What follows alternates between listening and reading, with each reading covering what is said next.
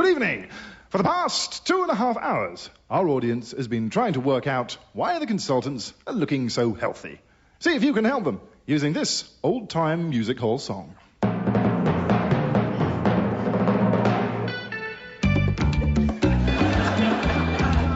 I'm in the surf. I'm in the sand. I'm riding waves. I'm getting tanned.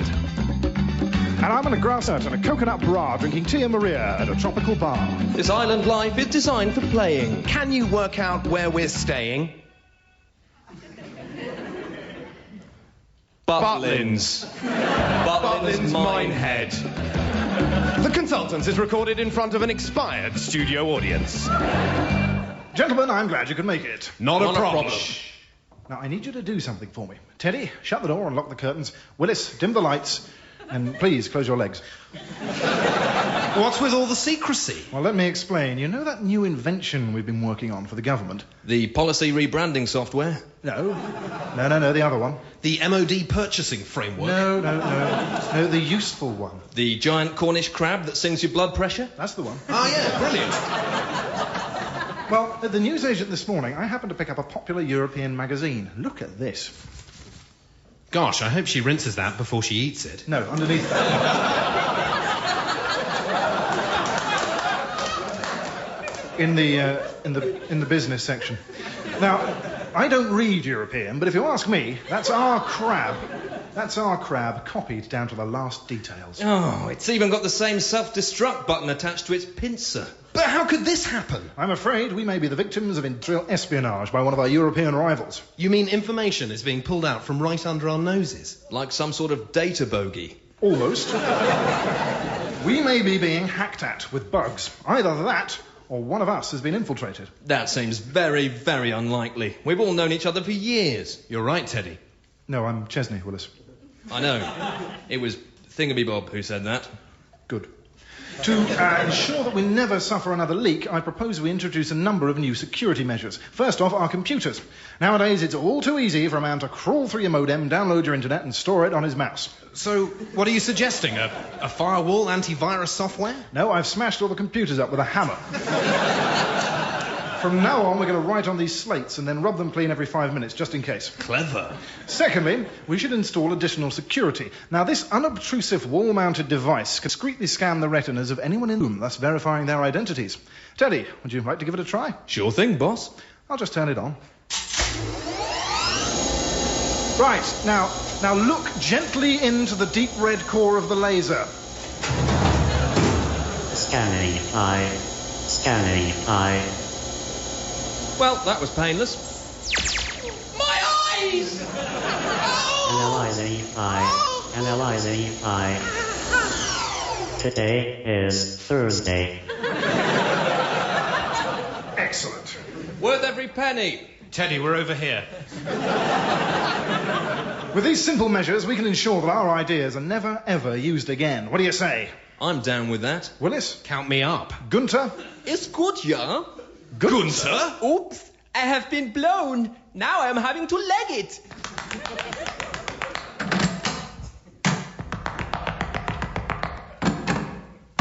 Well, that explains where our important information was going. Shouldn't we try and stop him? No need.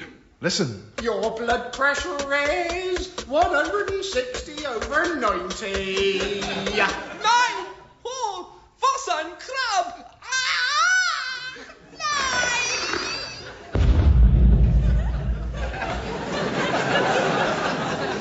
The crab got him. It sacrificed itself for us. But that was our only model. Don't worry, we'll have other great ideas. And with our leak plugged, we can now keep those ideas firmly up ourselves. Yes. I think we can safely say the only security breaches we'll be seeing in this office are my incontinence pants. Oh, Chesney!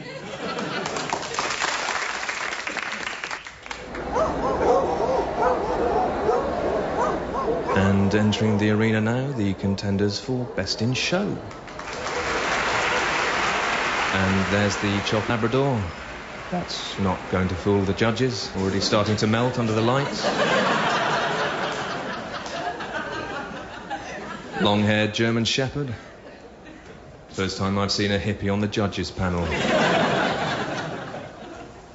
The judges having a good long look at the Chinese chow chow. Oriental buffet laid on by the organisers. And look there, the German Spitz. That's not very nice, they won't be asking him back. Oh, and here's my personal favourite, Mrs. Eileen Summers, with her lovely 2-year-old Nipsey, or to give her her full pedigree name, Nip Stanton, Forbes, Minogue, McMaster, Chelmington, Summers. And as well as her daughter, she's brought her dog. Lovely long shiny coat, obviously very hot. See the full heavy pants. Perhaps a little nervous. But enough about Mrs. Summers. Mary's a lovely dog. Long legs.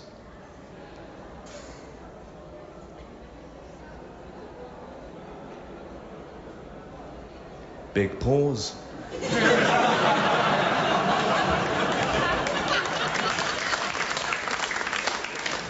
And isn't she in great condition? So affectionate, so obedient, boxer, pincher, whip it. How I'd love to get my hands on Mrs. Summers. Good night.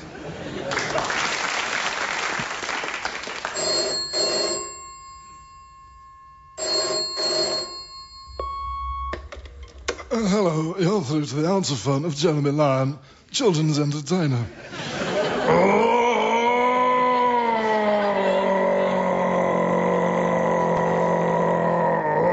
The noise of a lion. I am a professional entertainer with over 15 years of experience in my belt. Put your party and children in my large and qualified hands.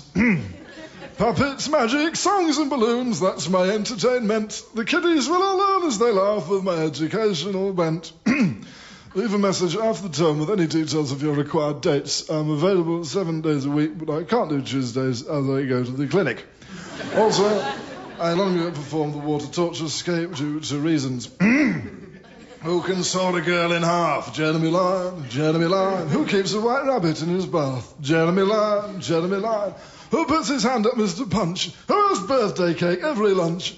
Jeremy Lyon, Jeremy Lyon, Jeremy Lyon, Jeremy Lyon. Leave a message. Yes, hello, my name's Ross McGinn. I saw your advert in the butcher's window, and I'd like to book you for my daughter Helen's birthday on Wednesday the 21st. That's Wednesday the 21st at 2 p.m, Cannon House, the Broadway. I apologise for late notice. We had booked Mr. Bungus the Clown, but he had to cancel it rather last minute. So if you could get back to me, please, I'd be very grateful.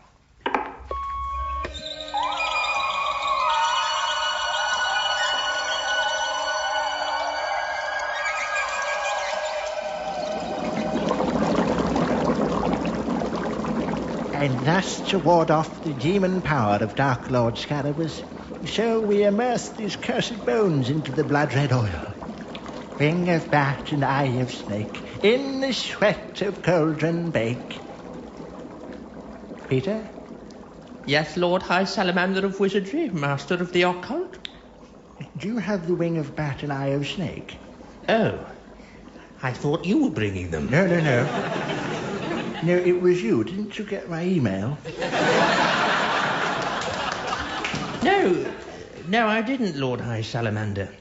I've had a virus on my computer. Oh, dear. Yes. I cast a spell upon the sender to make barren his earth and to infest thrice yearly his eyes with hot burning sores. Oh, well done. And I've updated my antivirus software. Very good. But you don't have any bat or snake? No, Lord High Salamander. I've got some salad, though. I don't know that a salad would ward off the power of Dark Lord Scarabaeus. Oh, it's tricky, isn't it? I tell you what, I'll call Abragor the Furious, who he knows about these things. He once protected a village against evil spirits using a Bakewell tart. I put him on speed dial. Hello. Is that the demonic magician of savage enchantment, Abragor the Furious? Speaking. Oh. How are you? You mustn't grumble. What can I do for you? Is it about that fun run? No. No. Peter and I were trying to ward off the power of Dark Lord Scarabaeus. Oh, yes. But we don't have the wing of bat or the eye of snake. You see, we've only got salad. What are you boarding him off for? Well, he lent me Gregory's Girl on DVD. And he's coming round to get it back, but I haven't watched it yet, so I just need to delay him for a few hours. Can we ward him off with the salad? Yes. Oh, that's marvellous. I must dash. I'm stenciling pentagrams on my nephew's trainers. Oh. Cheerio, then. Well, that's good news. And not a moment too soon. I think I can hear someone on the drive. Oh, quick, give me the salad. Oh, hello, Dark Lord Scarabaeus. Hello, Lord High Salamander of Wizardry. Can I have my Gregory's Girl DVD back? Yes, of course. Would you like some salad? Oh, gosh. I didn't realize you were eating. Shall I pop back later? If you wouldn't mind. No. Cheerio. Vanquish. The Dark Lord Scarabaeus has been defeated. I'll make some vinaigrette.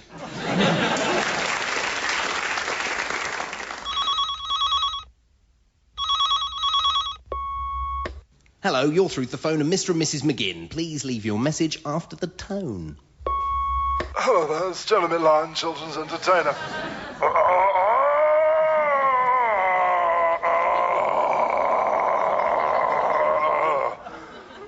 The noise of a lion. Look, I'm sorry I missed your call earlier. I was upstairs rinsing my scissors.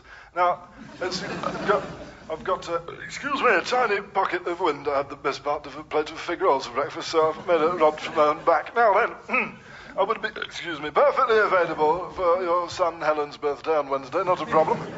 I shall step into the breach. That Mr. Bungus the Clown between you and me, he's not very reliable. I'm not one to spread rumours about a fellow performer. Apparently he broke a child once. I shall look forward to it. Always a pleasure to do a birthday. I'll bring the balloons. I'll do a very good balloon doggy. The children always like that. Every child likes a latex representation of a spaniel on their birthday. And I'll do 20 minutes of magic plus some jokes. Nothing blue, unless what the kids want. So I'll tip up about 1:45. I'll set my stuff up, buckets and so forth. 40 cash, no problem whatsoever. Who Jack in the box? Jeremy Lyon. Who sheds a tear when the laughter stops? Jeremy Lyon. He can pull a penny from your ear or make your kittens disappear. Jeremy Lyon. Cheers then.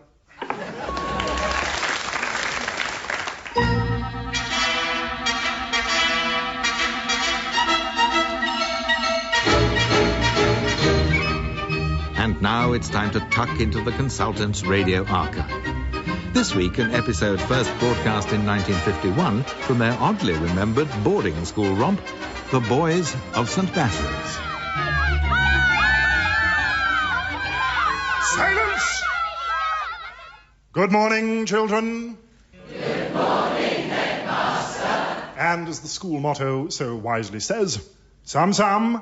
And the dum dum, headmaster. Now, before we begin our assembly this morning, I have some important announcements. Layfield, Clips, Minor, stop fidgeting. Report to my office for flogging. It has come to my attention that in the past week there have been over 4 attempts to break into the tuck shop during the hours of darkness. I would recommend that you stay in your beds, because there will be the most severe penalty for anyone who is caught within the environs of the tuck shop after lights out. This, boys, is a taser gun. It dispenses a charge of over 50,000 volts and can render its victim unconscious with pain. I hope I shan't have to use it. Now, if Mr. Forbes Butter has readied his organ, let us sing the school hymn. Be thou our guiding light, O savage infant Jesu.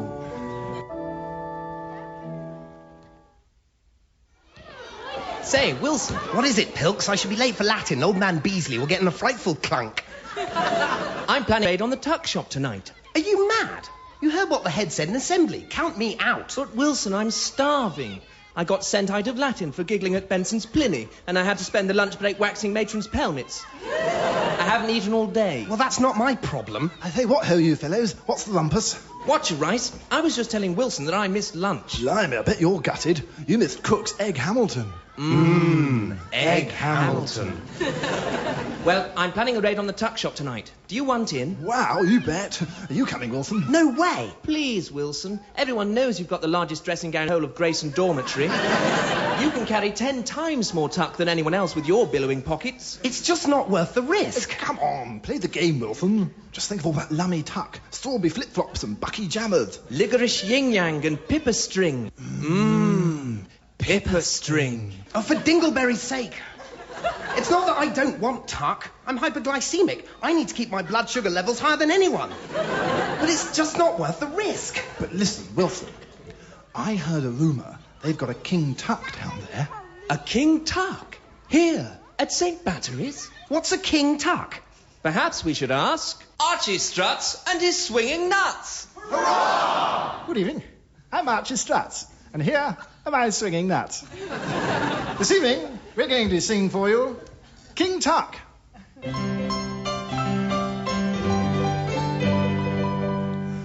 Well, they call me King Tuck. I'm an ogre made of sugar. I'm a sweet-toothed titan 7 foot high. A treacle Goliath with marshmallow eyes. Is my freak physique all toppy? Is my bloodstream double cream? Or am I just the biggest donut that you've ever seen? King Tuck.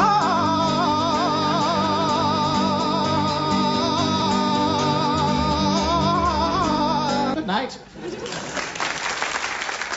I see. So a king tuck is a huge sweet. I think that's what they were trying to say. Yes, a humongous piece of tuck. They keep locked up in a chest. There's no such thing. Well, I, for one, would like to find out. Yeah, come on, Wilson. Don't be such a licker. Oh, all right. I'll meet you at the top of the upper 6th lower staircase at 1 o'clock in the morning. Now, I've got to dash. I've got Greek with the French master.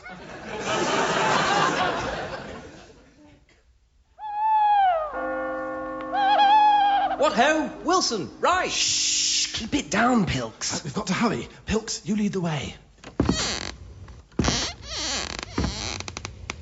Blimey, it's jolly dark. I can hardly see where I'm going. Hey, I found a letterbox. That's not a letterbox.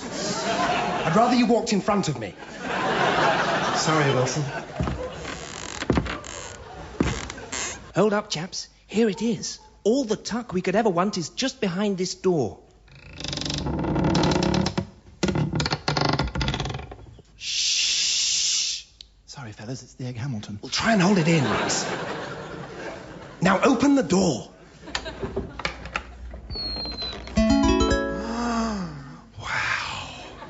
Look at all this tuck. My favourite. Cola bummers and marshmallow chops. Yes. I can see a licorice gypsy and a Kilroy mint clapper. Oh, you've got to try this chicken fizz. It's delicious. Come on, guys. Help yourselves. Take as much as you can carry. Wait a minute. Look over there. In the corner. That large chest. I see it. You don't think... Surely not. It is. It's King Tuck. Shh. Let's open it. All right, but it's probably just fishing nets and badger sticks.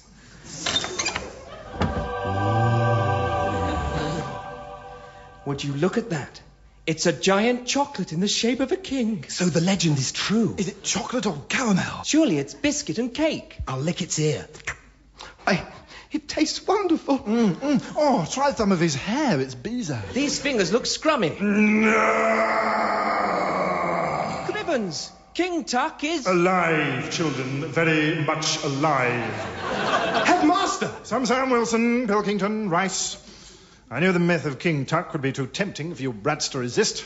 That's why I've spent the last few months sleeping naked in this chest with chocolate spread. It seems that my long wait has finally paid off. It was all Wilson's idea, sir. Shut up, Pilkington. Silence!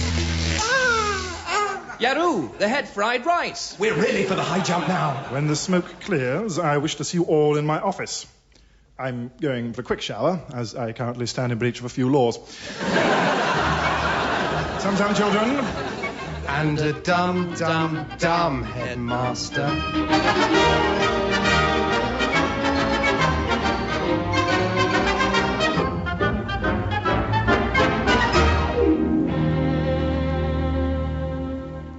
Stephen, don't be nervous. It's just like we've practiced in class. We'll start with the role-playing section, and yours is at the hospital, OK? OK. Here we go. Good luck. Midland Examining Board A-Level Spanish Oral. This is candidate number 90818, Steve Carey. Let's begin. At the hospital. Yes, hello, good morning. What can I do for you? Can I see Doctor, please? I am one. What has happened? Well, Mr. Doctor, my friend Bobby has broke himself when he fell down the stairs from the discotheque. How did this happen? His friend Mental Dave take him half bottle of tequila to drink through a sock. Where your friend now? He go to bed on the pavement quite near his puke. Does your friend have... Excuse me, I'll just have to turn the tape over.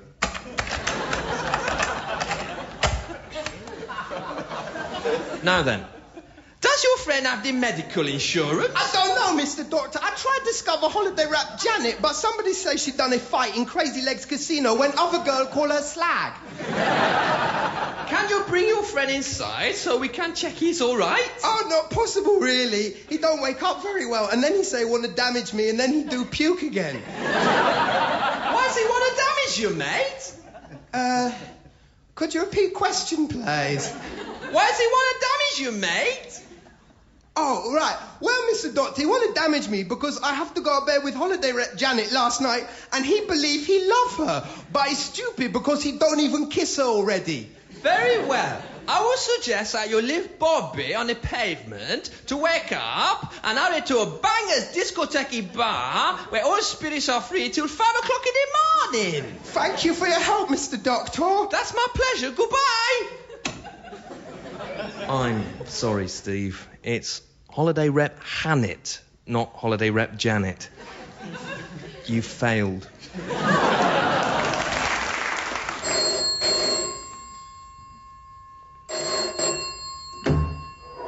Hello, Milan. Children's entertainer. Mr. Lyon, Mr. Lyon, this is Ross McGinn. Who? Mr. Lyon, it's 2:45. You were supposed to be here an hour ago. Where? At my daughter's birthday party, Mr. Lyon. The children have been expecting you. Oh, there must have been a mistake. You said in your message you'd be here at 2:45. You were very clear on that matter. I expect it was my secretary. No, it was you. I'll call her. Susan. Yes, Susan. Am I supposed to be doing a show? Yes, you are. Why didn't you tell me, Susan? I'll have to sack you. Go on, she's gone. I've sacked her, Mr. Mubbins. Mr. Lyon, I'm impressed. Neither am I, that's why I've sacked him. I don't believe there ever was a secretary. I'm not drunk. It's my daughter's birthday. It's my daughter's birthday and she is now crying. I also have a room full of 15 very disappointed children. I get that all the time. It's not really my fault. It is. How quickly can you get here? I don't know. I'm a bit too heavy. Heavy? Yeah. Put it on the phone. I'll sing a song. I'll get the goose. I'll do a trick. That one with the coins and the milk. I can tell you this, Mr. Lyon. I shall not be recommending you. Does this mean you won't pay me? Of course I won't. Can you lend me £5?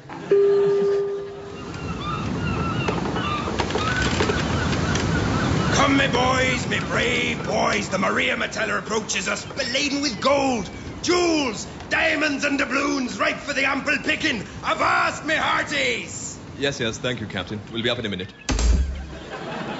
You know, Cecil, when you said your father was in shipping, I expected something a little, different. Yes. I'm afraid it's all rather difficult. He sacrificed a great deal from education. Well, one doesn't wish to be uncharitable towards one's parents, but... Stop your idle chatter, me pirate boys! Damn you idle stutters! Get down from your hammocks now! Yes, thank you. We did hear you the first time. Yes, we shall be up directly, Captain, if you wouldn't mind awfully shutting the door. I do apologise, Henry. He never knocks.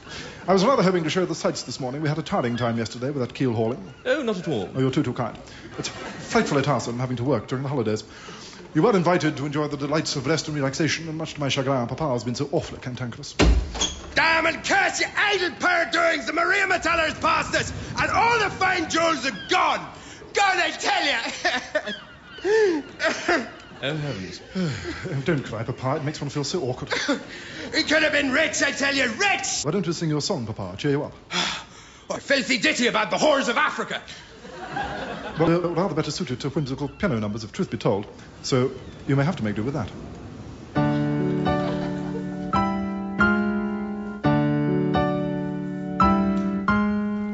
really rather tiresome being a pirate. Unshaven and uncouth and rather irate. Although my pater sheds a tear, I'll never be a buccaneer, my dear. Well, you might think that I am snooty. I don't want your Spanish booty. Rather be with all the cuties in Belgravia. So I'll pick up my cigarette holder, knock this parrot off my shoulder, and be done with all this Blackbeard-like behaviour. Yo-ho-ho, and a bottle of Dubonnet. It's really rather loathsome being a pirate, paying for your way in pieces of 8. I'll swap my cutlass for a cane, and then I'll leave the Spanish Main, my dear. I know it's not their fault, but salty sea dogs do resort to coarser language, and their hobbies are quite seamy. They dance the hornpipe, not the cha-cha, but what hastens my departure is not one of them can mix a good martini. Avast behind. Well, I always said she should go on a diet. It's really rather tiresome being a pirate, slovenly and surly, inarticulate. I don't mind the doubloons, but I just can't stand the spittoons, my dear. My tailor says the sailor look will never be in fashion. There's no passion in an earring and bandana. I'd rather tread the boards than walk the plank, and you can bank on it that Long John Silver couldn't play piano. She told me she was a treasure, but all she had was a sunken chest. It's really rather tiresome being a pirate. I find no fun in kegs of rum and dry ship's biscuit. You can pester, you can badger, but I forsworn Molly Roger, my dear.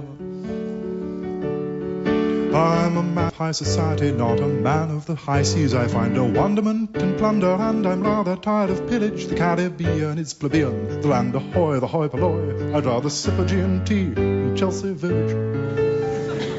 Oh, it's really rather tiresome being a pirate. So my timber-shivering duties I will abnegate. Say farewell to all my hearties, throw a cocktail party for me. 15 men on a dead man's chest. The mind boggles.